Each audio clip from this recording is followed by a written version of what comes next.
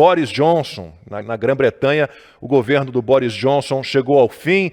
Foram muitas controvérsias, animadas festinhas durante as pesadas restrições do lockdown, Brexit, até escândalos sexuais envolvendo integrantes do gabinete. Aí, na última sexta-feira, o Boris Johnson anunciou a decisão de deixar o cargo. It is clearly now the will of the Parliamentary Conservative Party that there should be a new leader of that party and therefore a new Prime Minister.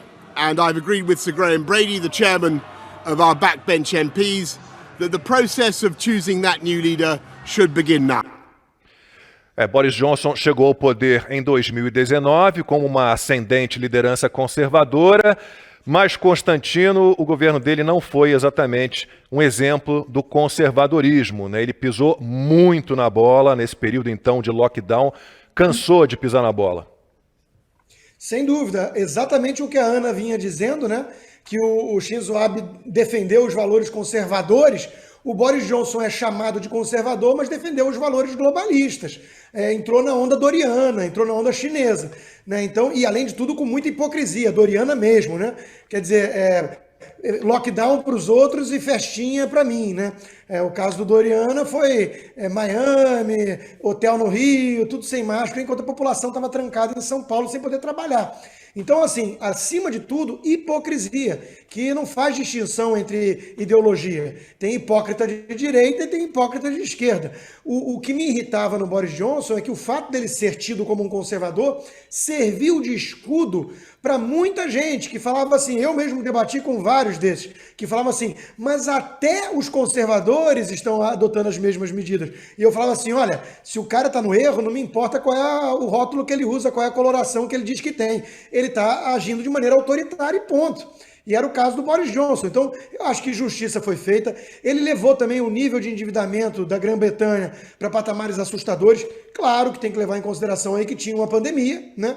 Era uma circunstância bastante atípica, mas tem uns gráficos que você pode enxergar bem isso, e você vê o nível de dívida pública dando um salto no governo do Boris Johnson. Compare isso com Margaret Thatcher, 10, 11 anos de gestão mais ortodoxa, e isso sim é uma conservadora que faz falta, né? Que saudade que Thatcher deixa como legado. Então, de novo, acho que já foi tarde, Boris Johnson, ninguém vai sentir muita saudade.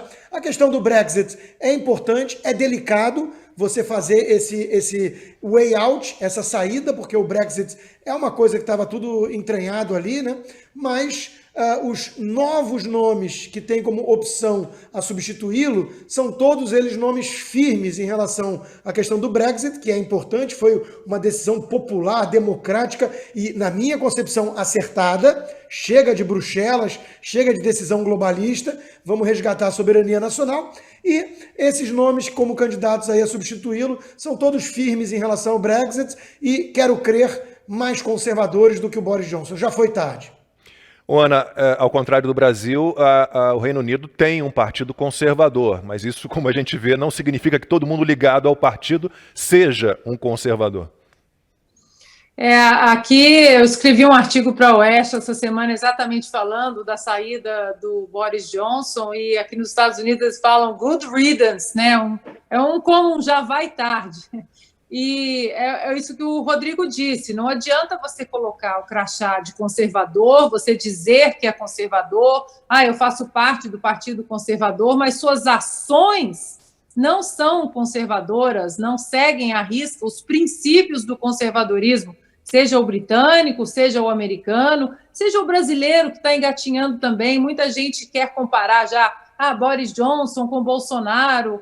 Ora, nós não tivemos Churchill, não tivemos Reagan, o nosso conservadorismo está engatinhando e, de uma certa forma, o que Boris Johnson, que é de um partido conservador antigo no Reino Unido, ele não seguiu os princípios da liberdade, daquilo que a gente estava falando, que o ex-primeiro-ministro japonês defendia, ele não seguiu isso.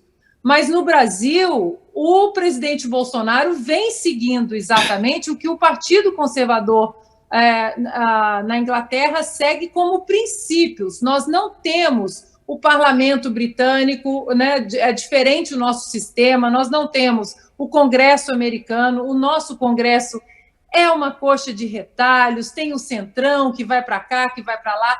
É muito difícil as pessoas, eu vi muita gente comparando nas redes sociais, Boris Johnson é um conservador de Araque, mas o presidente Bolsonaro também é.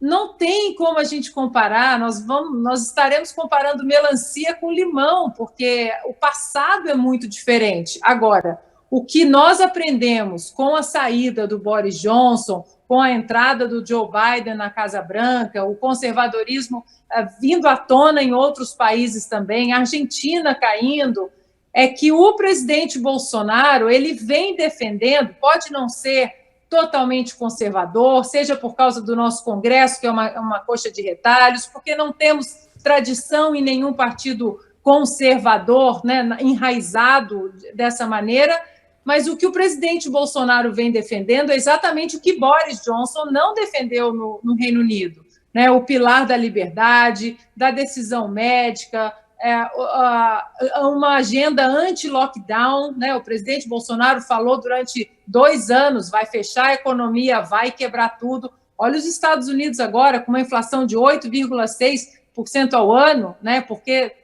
estados como o meu aqui na Califórnia, nós ficamos fechados quase 1 ano e meio, né? Então, isso tudo, o assunto é a saída do Boris Johnson, mas nós podemos fazer um paralelo com o Brasil e o que está acontecendo no Brasil e o que aconteceu nos últimos 2 anos em relação às nossas liberdades, principalmente as nossas liberdades constitucionais, que aí essas sim foram aí profundamente vilipendiadas por quem deveria protegê-las, né?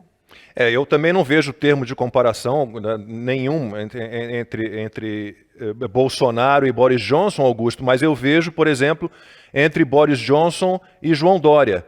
Né, porque o João Dória, a gente tinha uma imagem dele de um homem, de um liberal, né, de alguém que defenderia as liberdades, e não por acaso o destino dos dois se estabeleceu da mesma forma. Né? O João Dória também foi para o limbo, assim como o Boris Johnson. Voto com o relator. Agora, o João Dória é um pouco mais cuidadoso com a aparência. Né? Eu não quero tratar com leviandade problemas sérios, mas eu costumo me valer de métodos de aferição pouco ortodoxos para julgar pessoas. Você sabe que eu nunca consegui confiar no cabelo do nosso ministro que se vai, no Boris Johnson, né? Aquele cabelo não rima com sobriedade, não podia dar certo. E olha, o Lacombe, vale uma nota de rodapé só, porque vocês buscaram aí paralelo com o Bolsonaro.